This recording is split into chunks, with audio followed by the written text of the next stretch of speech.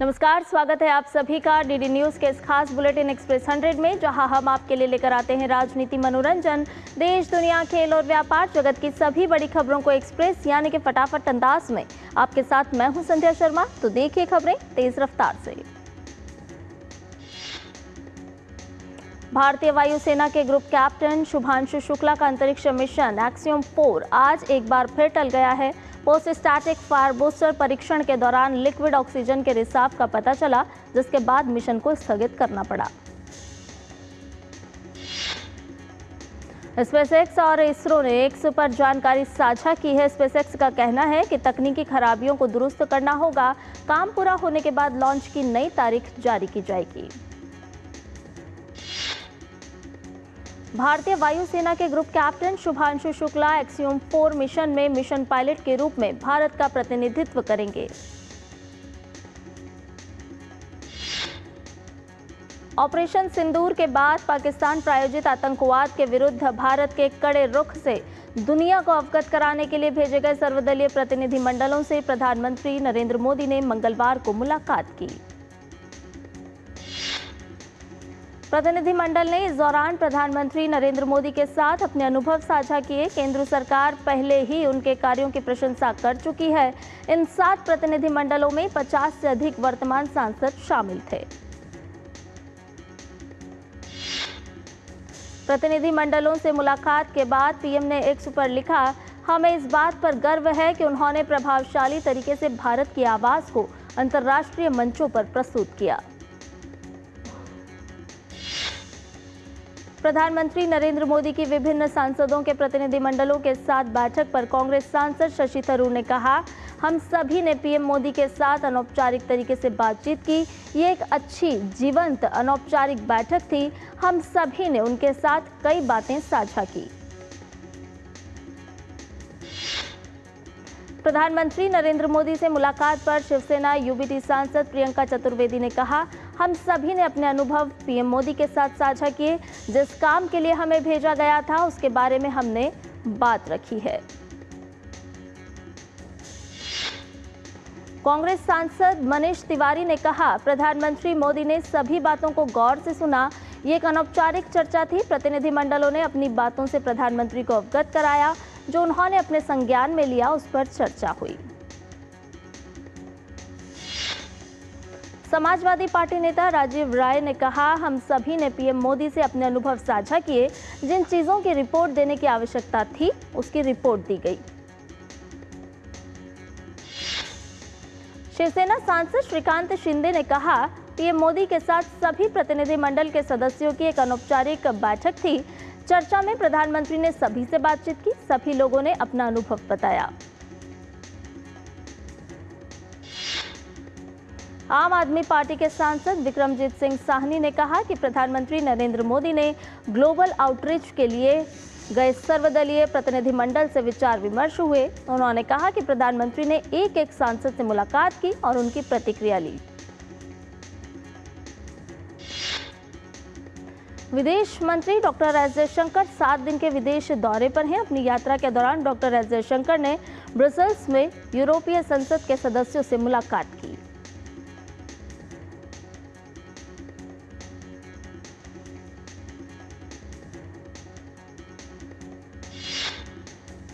इस दौरान वैश्विक विकास और क्षेत्रीय मुद्दों पर विचारों का आदान प्रदान भी हुआ। एक्स पर पोस्ट करते हुए डॉक्टर एस जयशंकर ने लिखा, आतंकवाद के खिलाफ खुद की रक्षा करने के भारत के अधिकार के बारे में उनकी समझ की सराहना भी की। विदेश मंत्री डॉक्टर एस जयशंकर ने बेल्जियम में यूरोपीय संघ के विदेश मामलों और सुरक्षा नीति के उच्च प्रतिनिधि काजा कालास के साथ एक संयुक्त प्रेस कॉन्फ्रेंस की। विदेश मंत्री ने कहा कि आतंकवाद के सभी रूपों और अभिव्यक्तियों के प्रति शून्य सहिष्णुता होनी चाहिए। डॉक्टर एस जयशंकर ने आगे कहा कि यह भी महत्वपूर्ण है कि हम कभी भी परमाणु ब्लैकमेल के आगे न झुकें। ये वैश्विक समुदाय के लिए एक साझा और परस्पर जुड़ी चुनौती है और ये जरूरी है कि इस मामले पर मजबूत अंतर्राष्ट्रीय सहयोग और समझ हो। केंद्रीय वाणिज्य एवं उद्योग मंत्री पीयूष गोयल स्विट्जरलैंड की यात्रा पर हैं। केंद्रीय मंत्री पीयूष गोयल ने कहा कि स्विट्जरलैंड के उद्योग जगत के साथ बहुत ही अच्छी चर्चा हुई है। उन्होंने कई विषय भी साझा किए। पीयूष गोयल ने कहा कि प्रधानमंत्री नरेंद्र मोदी के नेतृत्व में जिस प्रकार से सरकार ने भारत में बदलाव किया है, जिस प्रकार से तेज गति से विकास हुआ है, उसकी भी कई उद्योग के बड़े बड़े दिग्गज हस्तियों द्वारा सराहना की गई। केंद्रीय मंत्री मनोहर लाल ने केंद्र सरकार के 11 साल पूरे होने पर प्रधानमंत्री नरेंद्र मोदी की सराहना की। उन्होंने कहा कि प्रधानमंत्री के 2047 तक विकसित भारत के लक्ष्य को पूरा करना है। कृषि मंत्री शिवराज सिंह चौहान विकसित कृषि संकल्प अभियान के तहत दिल्ली में आज किसान सम्मेलन का उद्घाटन करेंगे। कृषि मंत्री शिवराज सिंह चौहान तिगीपुर, बख्तावरपुर और उत्तरी दिल्ली का दौरा करेंगे और किसानों से बातचीत भी करेंगे। अब तक शिवराज सिंह चौहान 11 राज्यों के किसानों से बातचीत कर चुके हैं। इस आउटरीच कार्यक्रम का उद्देश्य किसानों को नवीनतम कृषि प्रौद्योगिकियों, अनुसंधान और सरकारी योजनाओं के बारे में सटीक जानकारी प्रदान करना है। केंद्रीय गृह एवं सहकारिता मंत्री अमित शाह ने कल देश में बाढ़ प्रबंधन की तैयारियों की समीक्षा के लिए नई दिल्ली में एक उच्च स्तरीय बैठक की अध्यक्षता की। इस दौरान केंद्रीय गृह मंत्री ने देश में बाढ़ के खतरे को कम करने के लिए किए जा रहे दीर्घकालिक उपायों की समीक्षा की। केंद्रीय गृह मंत्री ने बैठक में बाढ़ प्रबंधन के लिए सभी एजेंसियों द्वारा अपनाई गई नई तकनीकों और उनके नेटवर्क के विस्तार पर भी चर्चा की। उन्होंने बाढ़ नियंत्रण और जल प्रबंधन के लिए विभिन्न केंद्रीय एजेंसियों द्वारा अंतरिक्ष प्रौद्योगिकी के अधिकतम उपयोग पर बल दिया। राजा रघुवंशी हत्याकांड के मुख्य आरोपी सोनम रघुवंशी को रात 1 बजे शिलांग लाया गया। उसे मेडिकल जांच के लिए शिलांग के गणेश दास अस्पताल ले जाया गया।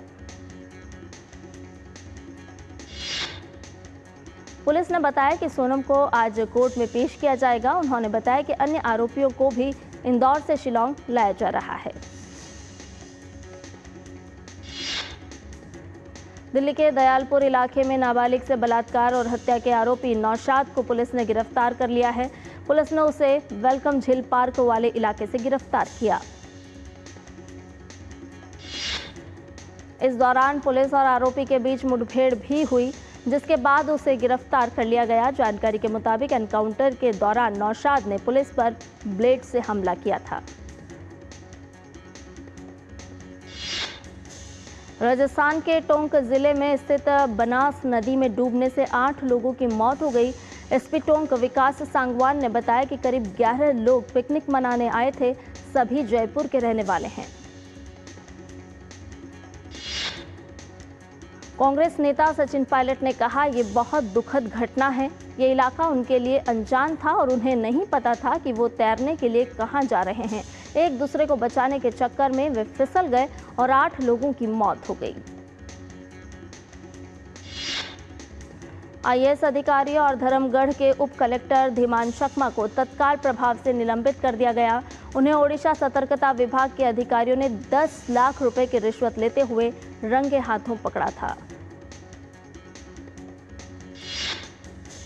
इसके बाद उनके घर पर छापेमारी की गई, जिसमें 47 लाख रुपए की अतिरिक्त नकदी बरामद हुई।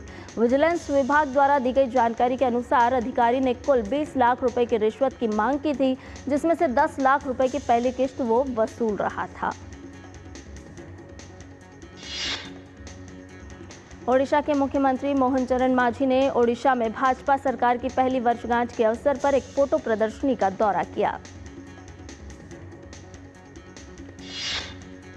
राजस्थान के मुख्यमंत्री भजनलाल शर्मा ने जयपुर में विकसित राजस्थान 2047 के लक्ष्यों की प्राप्ति हेतु तैयार विजन डॉक्यूमेंट के संबंध में आयोजित बैठक में आवश्यक दिशा निर्देश प्रदान किए।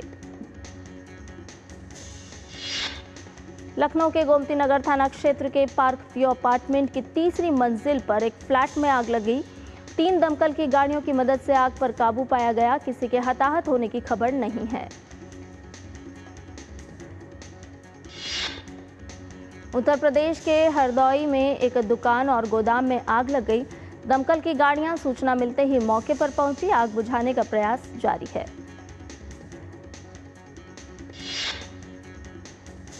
महाराष्ट्र के सीएम देवेंद्र फडणवीस आज अकोला में कई विकास कार्यों का लोकार्पण और शिलान्यास करेंगे।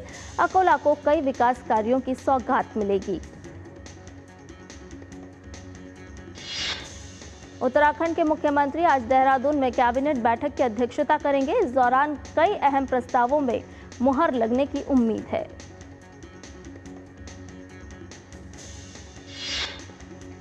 हिसार की अदालत आज यूट्यूबर और ट्रैवल ब्लॉगर ज्योति मल्होत्रा की जमानत याचिका पर सुनवाई करेगा, जो फिलहाल पाकिस्तानी खुफिया एजेंसियों से संबंधों के चलते न्यायिक हिरासत में है। प्रयागराज में ज्येष्ठ पूर्णिमा के अवसर पर भक्तों ने त्रिवेणी संगम पर पावन स्नान किया।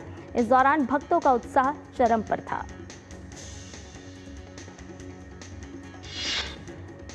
ज्येष्ठ पूर्णिमा के मौके पर हरिद्वार में स्नान करने वाले श्रद्धालुओं की भारी भीड़ लगी रही। तड़के से ही यहां पर स्नान करने के लिए लोगों की भीड़ जुटने लगी थी। हरिद्वार पुलिस ने स्नान के मद्देनजर सुरक्षा के पुख्ते इंतजाम किए हैं। और लखनऊ चिड़ियाघर में गर्मी से जानवरों को राहत पहुंचाने के लिए कूलर, स्प्रिंकलर और मैट का इस्तेमाल किया जा रहा है।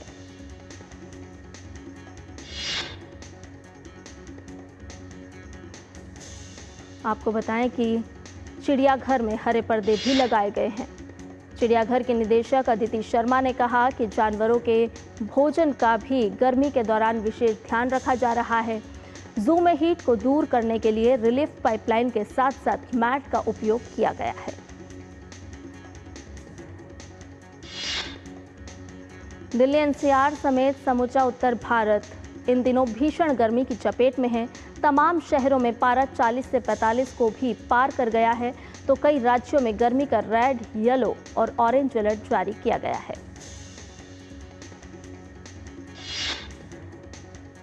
गर्मी और लू के चलते सामान्य जनजीवन खासा प्रभावित हुआ है। भारतीय मौसम विभाग के मुताबिक आगामी 2 दिन तक हीट वेव जारी रहेगी। मौसम विभाग ने दिल्ली के लिए ऑरेंज अलर्ट जारी किया है। दिल्ली के तमाम इलाकों में पारा 45 डिग्री को पार कर गया है।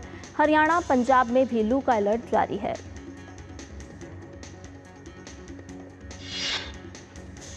साथ ही मौसम विभाग ने उत्तर प्रदेश, हिमाचल प्रदेश, जम्मू कश्मीर, मध्य प्रदेश के कई जिलों में हीट वेव को लेकर भी चेतावनी जारी की है। मौसम विभाग ने राजस्थान में लू का रेड अलर्ट जारी किया है। पश्चिमी राजस्थान के बीकानेर और सीमावर्ती इलाकों में भीषण गर्मी की स्थिति बनी हुई है। श्रीगंगानगर में लगातार 2 दिन से अधिकतम तापमान 47 डिग्री से ज्यादा दर्ज किया गया है। देश के कई राज्यों में भीषण गर्मी से लोग बेहाल हैं, लेकिन कुछ राज्यों में आने वाले दिनों में थोड़ी राहत की उम्मीद है। मौसम विभाग के मुताबिक उत्तर प्रदेश में प्री मानसून दस्तक दे सकता है। पूर्वी उत्तर प्रदेश में मानसून की पहली बारिश हो सकती है। इसके बाद मानसून पश्चिम की ओर बढ़ेगा। वहीं बिहार में भी मौसम बदलने वाला है। मौसम विभाग ने विदर्भ, छत्तीसगढ़, मराठवाड़ा, मध्य महाराष्ट्र, कर्नाटक, तेलंगाना, आंध्र प्रदेश, केरल और तमिलनाडु के साथ ही उत्तर पूर्व में भारी बारिश का अनुमान व्यक्त किया है। और बुलेटिन में फिलहाल रुकने एक छोटे से ब्रेक के लिए जल्द हाजिर होंगे।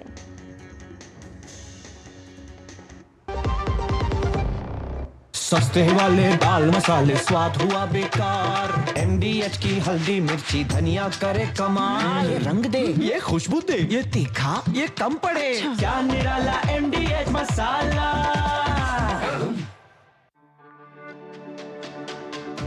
मेरी पसंद, मेरी पसंद, मेरी पसंद, मेरी पसंद, हमारी पसंद, हम सबकी पसंद। मजबूत देश का मजबूत सरिया हो गया steel. Hey girls!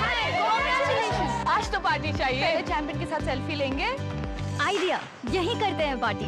Pizza party. ये चल अपना कार्ड और पिन दे। मेरे कार्ड की डिटेल्स मैं खुद ही डालूंगी। RBI कहता है अपना पिन, OTP, CVV या इंटरनेट बैंकिंग पासवर्ड किसी के साथ शेयर ना करें। ऑनलाइन बैंकिंग सिर्फ अपने कंप्यूटर, मोबाइल और सिक्योर नेटवर्क से करें। बाय गर्ल्स, कहाँ जा रही है? सुना नहीं? No sharing. RBI कहता है जानकार बनिए, सतर्क रहिए। और ब्रेक के बाद एक्सप्रेस 100 में आपका एक बार फिर से स्वागत है। आइए बाकी की खबरों को भी जान लेते हैं फटाफट अंदाज में। विदेश मंत्री डॉक्टर एस जयशंकर ने ब्रुसेल्स में कहा, भारत 2025 के अंत तक महत्वाकांक्षी और संतुलित भारत यूरोपीय संघ मुक्त व्यापार समझौते को अंजाम तक पहुंचाने के लक्ष्य का समर्थन करता है। इसके अलावा विदेश मंत्री ने कहा, इसमें मजबूत और भरोसेमंद सप्लाई चेन बनाना, डिजिटल लेन देन में पारदर्शिता और भरोसा बढ़ाना और तकनीकी सहयोग शामिल है।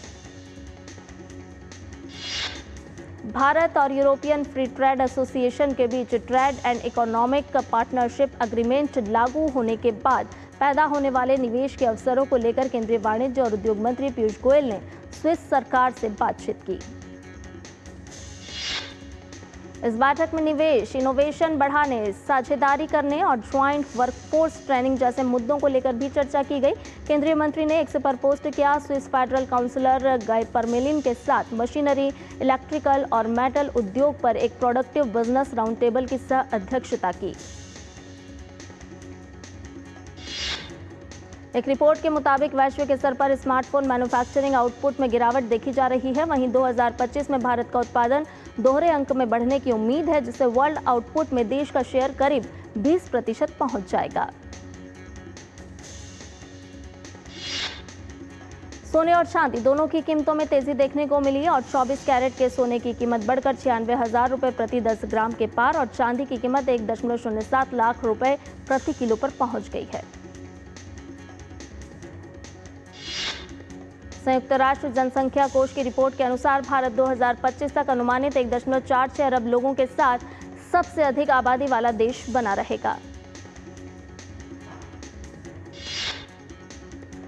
दिल्ली में दूरसंचार नेटवर्क के लिए आर्टिफिशियल इंटेलिजेंस पर ITU फोकस समूह की तीसरी बैठक 12 जून 2025 तक आयोजित की जाएगी। नेशनल स्टॉक एक्सचेंज के प्रबंध निदेशक और CEO आशीष कुमार चौहान ने कहा कि प्रधानमंत्री नरेंद्र मोदी के कार्यकाल में बीते 11 वर्षों में शेयर बाजार में शानदार तेजी हुई है। इस कारण पूरे देश में स्टॉक मार्केट से बड़ी संख्या में निवेश जुड़े हैं। NSE के CEO आशीष कुमार चौहान ने कहा कि NSE DRHP प्रोसेस शुरू करने के लिए सेबी से नो ऑब्जेक्शन सर्टिफिकेट का इंतजार कर रहा है और जैसे ही एक्सचेंज को ये मिल जाएगा वो DRHP बनाने के प्रोसेस को शुरू कर देंगे।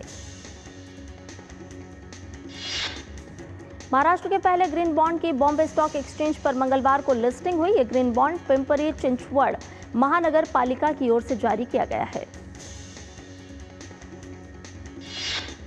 इक्विटी म्यूचुअल फंड्स के लिए एसेट्स अंडर मैनेजमेंट मई में करीब 4.85% बढ़कर 72.2 लाख करोड़ रुपए हो गया है, जो कि अप्रैल में 70 लाख करोड़ रुपए पर था। Association of mutual fund in India के अनुसार सिस्टमैटिक इन्वेस्टमेंट प्लान इनफ्लो मई में ऑल टाइम हाई 26,688 करोड़ रुपए पर रहा है। अप्रैल में यह आंकड़ा 26,632 करोड़ रुपए था। S&P ग्लोबल रेटिंग्स के अनुसार भारतीय कॉरपोरेट्स का पूंजीगत खर्च अगले 5 वर्षों में दोगुना होकर $800 अरब से $850 अरब के बीच रहने का अनुमान है। मुंबई उच्च न्यायालय ने मुंबई महानगर क्षेत्र विकास प्राधिकरण को निर्देश दिया कि वो अनिल अंबानी की रिलायंस इंफ्रास्ट्रक्चर की सहायक company Mumbai metro one private limited को 1,169 करोड़ रुपए का भुगतान करे। हजारों करोड़ रुपए के गबन के आरोपी विजय माल्या के पॉडकास्ट में कर्ज चुकाने वाले दावे को सरकार और बैंकों ने गलत बताया है। उनका कहना है कि माल्या पर अभी भी लेनदारों का बहुत पैसा बकाया है। जानकारी के मुताबिक बैंकों ने माल्या से 10,815 करोड़ रुपए वसूल किए हैं और अब भी उससे 6,997 करोड़ रुपए की वसूली बाकी है। भारतीय प्रतिस्पर्धा आयोग ने हैवेल्स इंडिया लिमिटेड की ओर से गोल्डी सोलर प्राइवेट लिमिटेड की कुछ जारी और चुकता इक्विटी शेयर पूंजी के अधिग्रहण और गोल्डी सन प्राइवेट लिमिटेड द्वारा वामा इन्वर्टर्स LLP और गोल्डी एनर्जी LLP की 100% साझेदारी हिस्सेदारी के अधिग्रहण की मंजूरी दे दी है। MOHUA ने स्मार्ट सिटी SPV के पुनः उपयोग के लिए परामर्श जारी किया। परामर्श में 2 तरफा दृष्टिकोण की रूपरेखा दी गई है। शेष मिशन जिम्मेदारियों को पूरा करना और SPV के लिए भविष्य की रूपरेखा को परिभाषित करना है। Translation health science and technology institute ने अपने परिसर में मोनोक्लोनल एंटीबॉडी थेरेप्यूटिक्स की खोज और विकास पर एक संगोष्ठी आयोजित की। इस कार्यक्रम में फार्मास्यूटिकल उद्योग, स्टार्टअप, CRDMO, विभिन्न फंडिंग संगठनों का आदान प्रदान किया गया। योग पोर्टल पर पंजीकरण की संख्या 50,000 के हुई पार। राष्ट्रीय वेलनेस अभियान को मिलेगा बढ़ावा। राजस्थान में 11,000 से अधिक संगठनों का पंजीकरण। अमेरिका के लॉस एंजलिस में जारी प्रदर्शन अब देश के कई शहरों में फैल गया है। इन प्रदर्शनों में कई जगह तोड़फोड़, आगजनी, पुलिस गाड़ियों को जलाने और एप्पल स्टोर जैसी दुकानों में लूटपाट की घटनाएं हुई है। इसी बीच राष्ट्रपति डोनाल्ड ट्रंप ने लॉस एंजलिस में सैनिकों को तैनात करने के अपने फैसले का बचाव किया। कैलिफोर्निया के फोर्ट ब्रैग में अपने दौरे में सैनिकों से उन्होंने कहा कि लॉस एंजलिस में विरोध प्रदर्शन राष्ट्रीय सुरक्षा के लिए खतरा है। डोनाल्ड ट्रंप ने कहा कि संघीय संपत्ति और कर्मियों की सुरक्षा के लिए सैन्य तैनाती की आवश्यकता थी। दूसरी तरफ कैलिफोर्निया की डेमोक्रेटिक नेतृत्व वाली सरकार ने कहा है कि ये कदम सत्ता का दुरुपयोग और अनावश्यक तौर पर उकसावे वाला है। कैलिफोर्निया से डेमोक्रेटिक कांग्रेस सदस्य जॉन गरामेंडी ने राष्ट्रपति डोनाल्ड ट्रंप के लॉस एंजलिस में हालिया विरोध प्रदर्शनों पर प्रतिक्रिया को लेकर कड़ा हमला बोला है। ऑस्ट्रिया के एक स्कूल में गोलीबारी की एक घटना में 10 लोगों की मौत हो गई है। ऑस्ट्रियाई ब्रॉडकास्टर ORF ने गृह मंत्रालय के हवाले से बताया कि गोलीबारी में संदिग्ध हमलावर भी शामिल हैं। इस गोलीबारी के पीछे हमलावर का मकसद क्या था, ये पूरी तरह साफ नहीं हो पाया है। ब्राजील के पूर्व राष्ट्रपति जायर बोल्सोनारो देश की सर्वोच्च अदालत के समक्ष एक कथित तख्तापलट योजना में पहली बार गवाही देने के लिए पेश हुए। ब्रिटेन, ऑस्ट्रेलिया, कनाडा, न्यूजीलैंड और नॉर्वे ने बड़ा कदम उठाते हुए इजरायल सरकार के 2 कट्टरपंथी मंत्रियों पर प्रतिबंध लगाया है। पेंटागन के पूर्व अधिकारी और अमेरिकन एंटरप्राइज इंस्टीट्यूट के वरिष्ठ फेलो माइकल रूबिन ने खालिस्तान के समर्थन के लिए कनाडा के पूर्व PM जस्टिन ट्रूडो की नीतियों की आलोचना की है। उन्होंने कहा कि जब भी कोई देश इस तरह के विचारधारा को और आतंकवादियों को संरक्षण देता है, तब उस देश के हित ही नष्ट हो जाते हैं।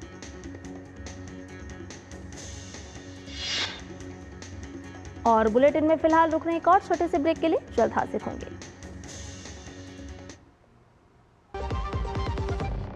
अब आया असली स्वाद। अब आया स्वाद। जब स्वाद के पड़े हो लाले तो MDH का चंकी चाट मसाला डालें। MDH का चंकी चाट मसाला। MDH। जो लक्ष्य चुना था समझ आने लगा है। GLA यूनिवर्सिटी, उच्च लक्ष्य की निश्चित प्राप्ति। और ब्रेक के बाद एक्सप्रेस 100 में आपका एक बार फिर से स्वागत है।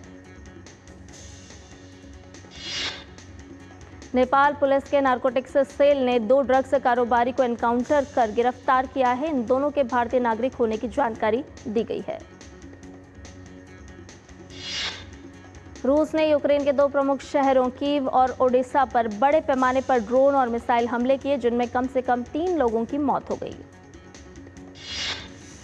विश्व बैंक की रिपोर्ट में पाकिस्तान की खराब आर्थिक स्थिति सामने आई है। इस रिपोर्ट में 2017-18 और 2020-21 के बीच गरीबी का तुलनात्मक विश्लेषण किया गया और बताया गया है कि पाकिस्तान की लगभग 45% आबादी गरीबी रेखा से नीचे है।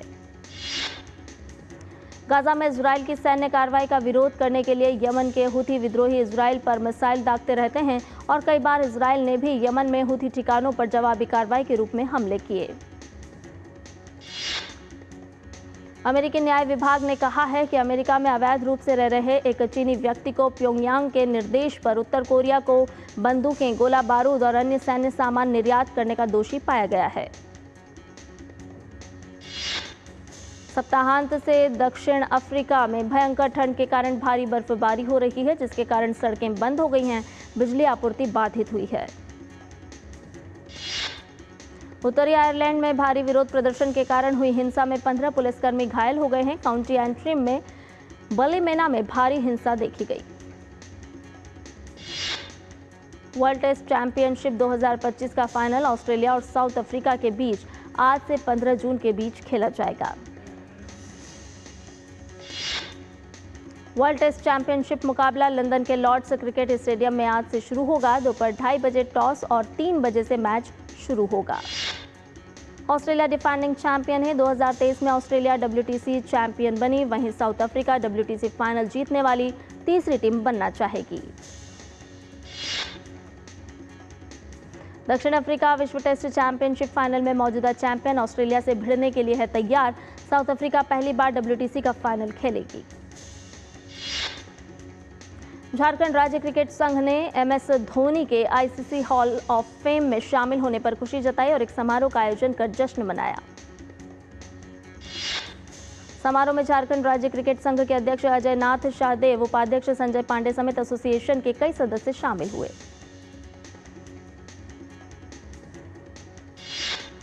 इंग्लैंड ने साउथहैम्पटन में खेले गए तीसरे और अंतिम T20 अंतर्राष्ट्रीय मुकाबले में वेस्टइंडीज को 37 रनों से हराकर 3 मैचों की सीरीज 3-0 से अपने नाम कर ली। हॉकी इंडिया ने आगामी 4 नेशंस टूर्नामेंट के लिए भारतीय जूनियर पुरुष हॉकी टीम की घोषणा की, जो 21 से 25 जून तक जर्मनी के बर्लिन में आयोजित होगा। ये प्रतिष्ठित प्रतियोगिता 4 मजबूत टीमों भारत, स्पेन, ऑस्ट्रेलिया और मेजबान जर्मनी के बीच खेली जाएगी। भारतीय टीम की कमान अरिजीत सिंह हंडल के हाथों होगी। चीन ने मंगलवार को बहरीन को 1-0 से हराकर फीफा विश्व कप 2026 क्वालिफाइंग अभियान का समापन जीत के साथ किया। इस जीत के साथ चीन ने क्वालिफायर अभियान में 3 जीत 7 हार के साथ कुल 9 अंक हासिल किए और ग्रुप C में 5वें स्थान पर रहा। टेनिस दिग्गज राफेल नडाल द्वारा 2017 फ्रेंच ओपन फाइनल में इस्तेमाल किया गया बाउलाट रैकेट रिकॉर्ड कीमत पर नीलाम हुआ। नीलामी में राफेल नडाल का रैकेट लगभग 49.12 लाख रुपए में बिका। ये अब तक किसी टेनिस रैकेट के लिए चुकाई गई सबसे बड़ी राशि है। और एक्सप्रेस न्यूज में फिलहाल इतना ही। मुझे दीजिए इजाजत। नमस्कार।